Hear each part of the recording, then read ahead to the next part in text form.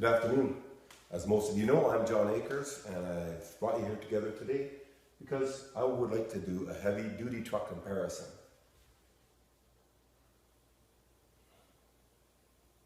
The purpose of this presentation, the purpose of this comparison, our fleet of trucks, of company vehicles is getting old. They're starting to break down. We're starting to have issues, starting to get expensive, and it doesn't reflect well on our business. So we're going to have to replace those vehicles. And you might ask yourself, why does management require your input? The reason I require your input on this is that you all have different needs. You're using your trucks in different applications, and frankly, I don't have the time to go through, see exactly what you're doing from day to day and how that particular truck is best going to meet those needs. So we need to look at the different criteria, look at what we're doing day to day, and try to meet those needs as best we can. What criteria do we need to consider? Well, there's 4 basic things that I looked at when looking at the trucks that are a possibility, that might meet the needs that we have. Those were the GMC 1-ton, the Ford F-350, and the Dodge 3500. Those are the only ones that met the basic 4 things, which I require. That is, they need to be 4-wheel drive, they need to be diesel for longevity, for reliability, and so forth. They need to be available in a crew cab, and they need to be at least a 1-ton, capable of hauling and towing what we need to haul and tow. So those are the things that I was looking at, and unfortunately those are the only 3 manufacturers that make a vehicle that meets those basic needs for us. So having said that, what I need from you is more detailed input as far as what you specifically are doing.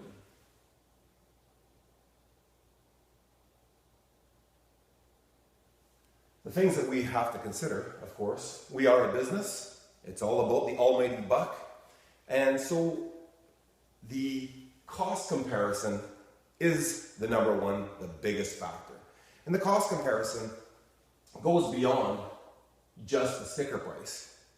The sticker price is a factor, no question about it.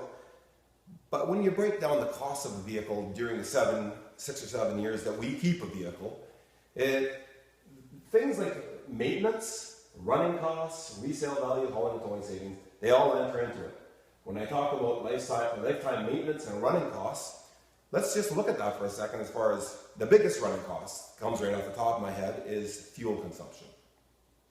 I've done a little bit of research, and I see that the GM is actually, this year's GM is better than both the Ford and the Dodge as far as the fuel consumption.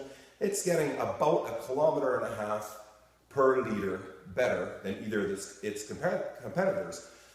What that means to us, for those of you who are filling up twice a week, what that means to us when the diesel liter is worth about $1.10 as it is now, that translates to about $2,000 a week savings, or sorry, $2,000 a year savings over the lifetime of this vehicle, that we keep this vehicle 7 years, $14,000. That's a very real consideration.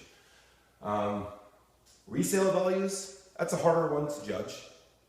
We don't know what today's vehicles are going to sell for 7 years down the road, but you can do a little bit of research. You can go back and check Craigslist and see what vehicles are selling for that were purchased a few years ago, and you can see what gets the better resale value.